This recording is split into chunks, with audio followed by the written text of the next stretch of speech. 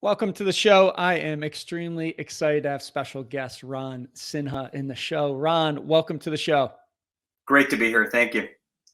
I am so excited to dive into one, kind of your hidden edge, creativity, empathy, passion for learning, and what it's led to a career and the topic of poor health, identifying early markers of metabolic disease, those things, because it's so important. I mean, you know, I see it everywhere walking around how many people are suffering from either, diabetes or being obese or close to that point. So, let's dive into, what got you curious about this, and then let's dive into those early markers because I want to expose the audience to what they should look for and based upon what you do.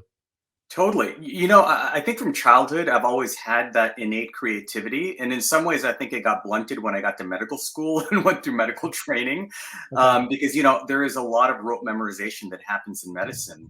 And so when I started my clinical practice in Silicon Valley, I really was pretty shocked because we sort of have a stereotypical vision of what a diabetic or a heart disease patient should look like for medical training. And typically it's someone overtly obese, really overweight, maybe smokes cigarettes, eats a lot of sugar, all that stuff, Jeff. But in Right. my clinic, what I was startled by was I was seeing people that look like me, like relatively slender, in some cases underweight, non-smokers, individuals that are working around the clock for tech companies or starting their own business, venture capitalists, CEOs.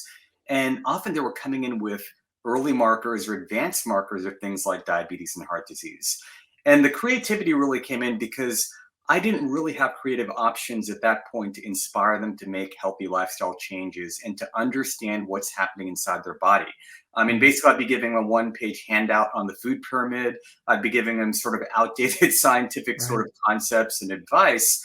And that's where I thought that, listen, this is something that if I'm going to inspire my patients, I need to create content that's going to really change them. And fortuitously, as I was doing this, I myself actually developed insulin resistance, metabolic syndrome, and some of the very conditions that I was trying to treat in my patients. And that was a wake up call that the standard approach to lifestyle medicine, health, all these things, although there's some pearls hidden within there, is just really not sufficient. It's very generic. It doesn't really take the individual into consideration, and it's missing a lot of the key elements of nutrition and health. So that was literally my fire, my hidden fire that got me on a journey to start creating content, writing a book, going out to companies, talking to employees about they can approach their health and still succeed in their professional life. And so that journey's been over a decade long, and that's kind of brought me here. Gotcha. I love one, not being equipped with what you needed to help significantly help other people, and then you going through the journey yourself. I mean, that had to be an eye opener for you when you experienced that. Oh, completely. Because literally, I had all the boxes checked in terms of following all the standard dietary guidelines. I was a much more aggressive exerciser back then than I Okay. was today, and I paid a little bit of a price for that. And I've actually seen, we can get in this later, some of my type A execs who are over exercisers can pay a huge price with their health. And I'm not just talking about injuries, I'm talking about premature atherosclerosis and plaque formation in their blood vessels. We often think that fitness is like the more you do it, the more benefits you get, the more longevity you get. But there is a point where you can come down crashing hard. And as I saw that in my patients, and I started seeing early signs in myself where my body was rejecting that, I had to take a different approach even to movement. So we've got two ends of the spectrum. Some people, I've got techies that are couch or computer potatoes that I got to get them moving. On Right. the other end of the spectrum, I've got folks that I can't slow down. I'm like, you know what? You should not be training for triathlon right now because you're not sleeping, you're not resting, your heart rate data looks terrible. It's like that's actually a harder battle for me to get a type A person to actually slow down and modify their fitness and health goals so they're not burning the candle at both ends. That's sometimes tougher to getting somebody sedentary to actually start moving more. In a lot of ways, that's a lot easier. So Yeah, we'll cover that second. I'm shaking my head yes because it's tough for me to take a day off from now and then, but I've gotten much better at resting because I know that law of diminishing returns, right? You get to a point where it's not helping you, it's actually hurting you. But let's take the first example, right? Couch potato who might not exercise much. What are some early signs that they can be aware of that you can provide? And then what are some steps for them to really start to go the opposite direction of the difficult path they're headed? Yeah, perfect. So, even before your blood markers start to go up, often in a traditional medical system, unfortunately, sometimes we are just waiting for numbers to get to a level where you've got a diagnosis. We have diabetes, but now we have pre-diabetes, but you can actually even catch your markers at an earlier stage than that. So there's a process called insulin resistance. I won't go into details on that, but basically that is a disruption in your metabolism that actually prevents your body from clearing glucose effectively from the blood.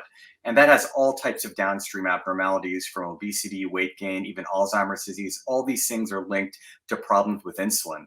And the earliest manifestation of that could be, number one, with your body, instead of being weight focused, I say being waist focused. So if we're already starting to see some bulge around the waistline, perhaps a couple of inches, in my book, I kind of tell people do the feet test. If you look down at your feet and you can't see your laces, that's a little bit of a problem. So focus on waist management first. That could be one of the earliest markers. When you look at your actual lab tests, look at your cholesterol panel, because if your triglycerides, a type of cholesterol, is already elevated, that's an early harbinger for this problem with insulin, even 10 years before your glucose starts to go up. And to be very specific, most labs will say that your triglyceride should be less than 150. You actually want it closer to 100 or below. So that's one very simple marker you can look at. So we're talking waistline, we're talking cholesterol in a bit of a different way where you're focused on triglycerides. And then there's other markers like the blood pressure, et cetera, that can mark insulin resistance. But if we want to even go further before that, a lot of the corporate programs I'm doing and in my lifestyle consult practice, I'm equipping most of my patients with a continuous glucose monitor, which is what I'm wearing right now on my arm. Okay. And that is a sensor that can track your glucose 24/7. And that's a major eye opener, because what you might see is, even though your average glucose is okay right now, you might see significant fluctuations, what we call glycemic variability, throughout the day. And that can put a big stressor on your heart, a big stressor just causing chronic inflammation, which is overactivation of your immune system. And it's amazing when, like, I've got patients wear this, they're like, oh my God, I can't believe my glucose crashed in the afternoon by 70 points. And the reason their blood test looks normal on their glucose is because they're having a lot of hypos. They're overtraining and they're having these low glucose episodes that are just draining them. And a lot of it is because they're following a lot of popular health trends. They're over fasting. They're too ketogenic when they shouldn't be. And then they're training like crazy, right? So I'm not anti any of those dietary movements. If you do them properly and strategically, they can be game changers and lifesavers. But when you just hear a podcast on it and you'd say, hey, I'm going to start fasting, I often see people losing massive amounts of muscle from fasting, and their glucose stability is actually worse. So that's where you have to get familiar with, how do I identify these early markers? And then, the challenge is most doctors aren't yet, this is not a part of mainstream medicine. So sometimes you have to be proactive in getting your hands on sensors, or getting maybe lab testing a little bit more often than the general recommendations, which might say, Jeff, get your lipids done every 5 years. And I'd be saying, Jeff, listen, based on your triglycerides, we're going to check it every 3 months. And if you got a good doctor, they're going to be open to being a little bit more flexible as you make lifestyle changes in terms of checking those biomarkers a little bit more frequently in the beginning. No, I love the tracking, right? The monitoring. It's just like anything in life. If you don't track it, if you're not aware of it, you can't change it, or you don't know till it's too late, or you're down that path, and then it's so much harder to correct, right? Exactly. So do you recommend that for everybody, or do you what's kind of your So that's a recommendation? good point. So right now, the struggle is, if you went to your doctor, 99% of them would say, no, you're not going to get a glucose sensor, because they're FDA approved for individuals that have diabetes and are taking insulin.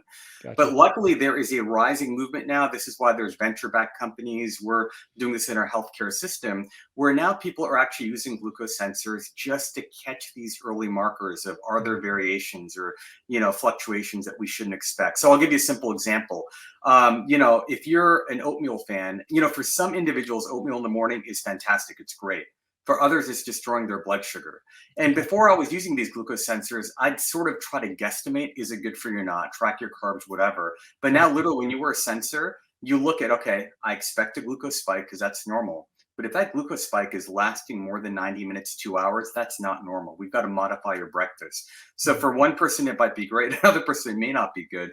But this is where, yes, I do recommend. I don't see any downside to these sensors, quite frankly, except some people can become a little bit neurotic, right? Right. So some people, that's the same thing. I'm wearing an R ring, but sometimes I take this off because I get a lot of sleep related anxiety. I'm like, oh my God, I've slept 2 or 3 nights. I'm not getting, so Right. I've literally just had to disconnect. So biohacking is fun and data tracking is fun, but it can drive you crazy if you're especially type A micromanager, which I can be sometimes. But that's why we're creating programs to really teach people in a very gentle way that yes, your glucose is supposed to go up when you eat even healthy carbs. That's a normal response. But if it's lingering too long, then guess what? You can go for a 15 or 20-minute walk. Like that's the power. You were talking about the couch potato. A Yep. lot of times we're couch potato or we're weekend warrior, and there's Mhm. nothing in between, right? Right. So Right. many of my patients will sit all day, then they'll go for a 20, 30-minute walk in the evening, or they'll do a hard workout in the morning. They sit all day. But Mhm. they don't realize to optimize metabolism, you need to be doing frequent movements throughout the day. I mean, you can get that 30-minute, 45-minute workout in, but if that is so fatiguing that it causes you to sit all day because you're sore and you're dying from pain, Right. which is what I used to do over 10 years ago, then Yep. your baseline level of activity has been affected by that high intensity workout. So now I've got to teach people to dose their workouts in a way that it's energizing.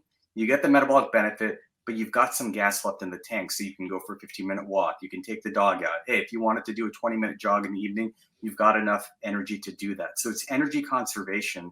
And if I've got taxing meetings or presentations in the afternoon, I've now tailored because I'm realizing that my high intensity workout can actually take away from the brain power and focus that I need to actually complete my day. You might be a working mom and you need that energy to pick up your kids. A working dad, you got to pick up your kids or coach soccer practice. We kind of forget that there are some limited reserves that we have to divert to other activities throughout the day. No, I love that. And I love how you said, hey, you're active in the morning, but then you're sedentary most of the day, right? And that's so many people that hit a killer workout in the morning, but then they're sitting all day long. I mean, we're both standing, right? I have a Exactly. stand up desk. I coach my clients to move throughout your Beautiful. day. Just do 20 air squats or some jumping jacks or go for a little walk. Get up from your desk because that is the key to, fighting that good fight for sure.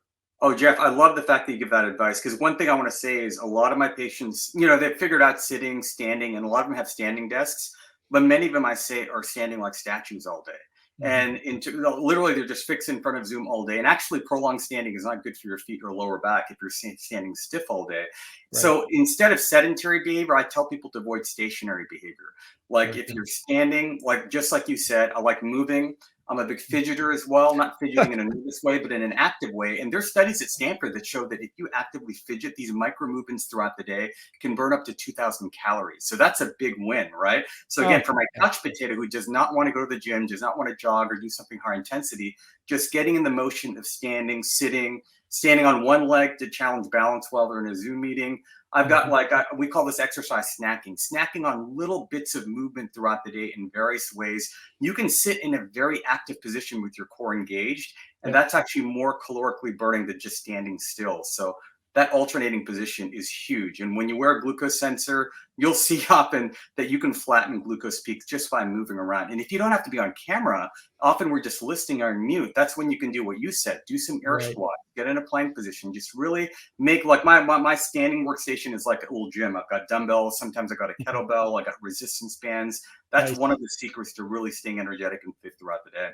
No, I loved how you said sitting, right? Just bracing your core. I've done it when I'm driving with my wife and kids, and I'm like hissing Yeah, out of my mouth, and I'm doing a core, and they'll say, "What are you doing?" I'm like, "I didn't get any. I'm strengthening my core right now as we're as fantastic. we're driving." They Awesome. think I'm a little crazy, but hey, Yeah, crazy listen, they changes all the think we're world, right? crazy. My family thinks I'm crazy too, There, but there you that's what go. keeps us going, right? That keeps the fire burning. Yeah, yeah, absolutely. And crazy changes the world, and where we're headed is not a good place, right? No, With I see it at a football game. I see it at Target. Like so many yeah, people are suffering and what is it? huh, 72% of America is now either overweight or obese. I mean, that's and our kids are suffering the same thing. And we've got totally. to stand up. We've got to give alternative. We got to give options. And just like you said, I mean, just moving throughout your day, and we have this notion that we have to have about this killer workout. We've been preconditioned that we've got to crush and be a CrossFitter or do this and that. No, if you just got up and moved and walked and did these small, and I love how you said snacking, right? These little movements that you can do, these little micro movements sprinkled throughout your day, you'll be so much better from a health, longevity perspective when you do those things. Totally. And Jeff, to add to that too, is even in my patients that are elite athletes. So it's not necessarily that you're just mailing it in and you're not doing high intensity workouts. One thing just to be very clear with about people is the way the body works is there is an optimal metabolic zone where we get most of our heart health benefit, where we can burn a ton of fat without injuring ourselves. There's lots of different equations out there, but the one that I follow, because I love simplicity, is by a gentleman named Dr. Phil Maffetone. I did a podcast with him too, and he calls it the MAF heart rate. Very simple, really good friend of mine, colleague. We've done great work together, and it's just 180 minus your age. So if you're 40, 180 minus 40 is 140. That's your upper ceiling for aerobic fat burning. And for a lot of people, what they don't realize, so for people that are very type A athletes, when they're jogging at 140 or biking at 140, they're like, this is too easy. They're like, no, I want to push it harder. But I'm like, no, 80% of your workout should be in that zone. And that's not lazy. You are building a huge mitochondrial reserve for aerobic, functioning, where when you actually enter endurance events, if you do that for several months at a time, you'll be burning more fat without generating more inflammatory byproducts. Sure, once or twice a week when you're feeling great, go hit a sprint, do a high intensity, or in the midst of that workout, you can, I might do 15, 20-second sprints. But as you get fitter within that zone, you're going to get faster at 140. And my goal is to get faster in an effortless way, right? When you look at athletes in the fourth quarter, the ones that are really fit, they're like literally, they can still keep running. They do an interview, they're not huffing and puffing, whereas other people are hunched over because they're not doing that aerobic 180 minus age zone. So that's a perfect zone. For people that are sedentary, literally just going for a walk, they're already at that zone. And these sedentary folks and companies are joining boot camp type classes where their heart rates are like 180. They're straining their heart. I've had 2 or 3 examples of these types of individuals. One died in the parking lot of a high intensity fitness boot camp. Another one had a stroke on a treadmill because they're going from 0 to 90 miles per hour without doing the slow, methodical patient work in between. And that's something all of us need to learn because we can sort of be all or nothing with that mentality. No, I'm so happy you brought that up. I've studied Phil Maffetone and some of his things, and I've backed off recently on running at such a fast pace, actually doing it with nasal breathing only. Beautiful. and just getting into that zone. And I'm a type A, consider myself to be very athletic, love to push it. It's difficult, right? And that's a great segue into, overtraining and those type A personalities that you said sometimes it's harder to turn those people back, turn the dial back versus turn it up for those that are sitting on the couch. So explain kind of the overtraining piece and why it's so important to listen to your body and be in that fat burning zone. Yeah, the overtraining, it's such a slippery slope. And I'll tell you, we all get hooked on it because you get a mega surge of adrenaline. So it's like having 3 or 4 espresso shots, right? So when you tell someone to back down to that 140, whatever their 180 minus age range is, you're taking an intense buzz out of that workout. And many of us need that buzz to cope with our marriage, with our family, with our work, and all the things. So we're kind of hooked on that. But one thing I will tell you is when you start getting used to that middle zone workout, not only are you building long-term fitness and longevity, because most of us are not trying to win gold medals, right? We want to win the gold medal of life and just being the proper family person, the proper work person. But one thing you'll notice is when you start getting used to that, and you tell me too, I want you to challenge me on this, but before when I was doing high intensity, I'll feel great. But 2 things would happen. Number one, I'd crash just like a caffeine crash several hours later. The third thing is I'd eat everything in the pantry. Like my hunger was so out of control because I'd get hypoglycemic from those high intensity workouts. And many of my patients who are doing high intensity, they're actually taking in more calories than they're aware of. So they're over fueling because they're over depleting glucose. We definitely want to burn through some of our glucose stores. We call them stored glycogen.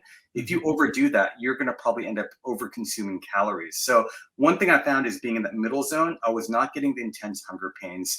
And then I still had a buzz, but it was a very steady buzz where I can focus and my clarity is much more durable rather than the intense crashes and the ups and downs I was having from that. I don't know if you noticed the same thing, Jeff, as you went from high intensity, sort of that middle zone. That's sort of a consistent pattern I see in myself and my patients as well. I definitely experienced it. So I'm a former CrossFitter. And when I was doing those workouts, I mean, I could barely get to my car, right? Because I'm crashing because I was expending everything I had and then just wiped. I mean, I remember doing events and doing four, doing a competition, doing four events, coming home and just I had to sleep because I couldn't do it anymore, right? Yeah. Where now I would definitely say backing off on that, being so aware of, not only the physical side but the mental side, being aware of sleep, right? And getting quality sleep rather than I used to tell my late mother, "Hey, I'll sleep when I'm dead," right? And now I'm like, I will be dead if I don't sleep, right? Right. So Yeah. being aware of that, I would agree with you. I have a constant energy, good level of energy that I can put through to the day every day. And that's most likely due to not training so intensely that I'm so wiped out. Yep, absolutely. But when you do need to tap into those, like so once or twice a week, I'll hit the Y and play Mhm. basketball with people like Nice. with my age. I can turn it on because I've got the reserves, my legs, my limbs are fresh, and I can kick some butt at my age when I do that. Whereas before it would be like 3 days of recovery from all the pain and aches that go through that. So for listeners, just be really, really aware of that because again, if it's longevity and reducing heart disease, again, I used a term called chronic inflammation. So inflammation is a Mhm. great thing. We want to have our immune system come on and burst to protect us from infection, to Mhm. help us heal injury. But when we're in those high intensity zones for too long, that's when that inflammation becomes chronic. And that's why if you look up some of these syndromes out there, there's ultramarathoner syndrome, people that have Mhm. been doing very high intensity endurance work for a long time without proper recovery, they've actually developed accelerated plaques in their blood vessels in their heart. It's been shown on CT scans and angiograms as well. And so that is, and I tell people that, listen, if you are a high endurance athlete that has a personal recovery plan, you've got a masseuse, you're getting 8 to 12 hours of Right. sleep, you've got a personal chef, great, you could probably endure that. But most of us are like running a business, right? We've got Right. family. A lot of us are not getting enough sleep. And all of a sudden you're training for a marathon without proper recovery strategies. That's just a recipe for some sort of injury or even possibly some sort of condition like heart disease down the road. So, not to demotivate people out there, but I just want them to be aware of that because I'm seeing enough of the research and enough case studies in my clinical practice, which is why I've taken this very, very seriously. I appreciate you sharing that with the audience, with myself. I mean, it's so important to know that. What can people do, right? If they're that couch potato, is it go to the doctor? Is it just get up and move? Is it I read something the other Yeah, day that said after you eat, go for a walk for 15 to 20 minutes because you can knock that, perfect. it's so beneficial. What are a couple like low hanging fruits, things that people can do today to take Totally. action? Totally, totally. Yeah, yeah. So first of all, I would start with the morning because a lot of Okay. people will wake up in the morning and they'll do their usual business and then they jump right into meeting after meeting after meeting. And I Mhm. tell people you think about your metabolism as kind of like being an engine in your body. You've Okay. got to start that car in the morning. Even if it's 10 to 15 minutes of a vigorous walk or some sort of physical activity, that is going to get the wheels turning in your metabolism. So you're actually burning some calories and some fat while you're in that first Zoom meeting or whatever you're doing. If you go just from bed to sitting, then everything you do, literally, I mean, even the emotional stress, the food that you take in, everything's going to cause more significant glycemic spikes, Okay. which is glucose spikes. Because a common pattern I see in individuals nowadays is many of them have just a slightly or moderately elevated fasting blood sugar. So that's a sign that your liver is already dumping glucose into your bloodstream. Your body has made breakfast for you even before you've eaten breakfast. So if you Gotcha. don't get some physical activity to take the edge off that, and then you sit down, great. Now look for your next midday break where you can maybe take a 15, 20-minute walk or do some of the creative things that we talked about, stand on one leg, do some fidgeting, sit standing. And then the evening, if we can bookend the day with some physical activity, fantastic. So if you can't find that elusive hour to work out, really splitting it up into segments has a huge, huge impact. So that'd be one great place to start. And not just movement too, but also recovery. So if you did an intense workout yesterday, I'm spending a lot of my standing time doing hamstring stretches, moving my Mhm. hip flexors, and doing a lot of recovery during my work day. So then I'm ready to roll by the afternoon, the evening, or the next morning. So integrating that into your daily life is game changing. So if you can start doing that, I think that'd be huge. I love those recommendations. Morning, midday, night, sprinkle it in throughout. If you're sore, hey, do some stretches, right? Where it's Yeah. great for the body. And a lot of people still are either virtual or working in an office and hey, lead the charge, right? Get some hamstring Absolutely. stretches in, get some quad stretches. People might think you're crazy, but tell them why you're doing it, right? And then you can start to spread that message to others that need to Exactly. hear it. So, Ron, I've loved the conversation. Where can people find out more about you, follow your podcast, all that good stuff? Yeah, fantastic. So the best place to go is to my blog at ronishsinha.com. And there you'll find the links to my podcast and also to my programs. So one I'm running right now is called the Meta Program at themetaprogram.com. And I really teach small groups of people how to integrate all these principles. We work on mindset as well too. But going to my blog is fantastic. And if you really want to get nerdy on metabolism and understanding this stuff to a deep level, my podcast is called the Meta Health Podcast. So you can find me on iTunes. Awesome. Thank you so much for being on the show. Perfect. Thanks for the opportunity, Jeff. Take care. Thanks for listening. Thanks for watching. Have an amazing, amazing rest of your day. Rise, fight, love, repeat. Get after it. And I'll talk to you soon. Thank you for listening to your Hidden Edge podcast. You are now part of the movement, part of a tribe who's on a mission to uncover their hidden edge. We're stronger together. So please share this. Show up with one person in your network that you want to help. Together, we can empower others, and connected, we can make a dent in the universe.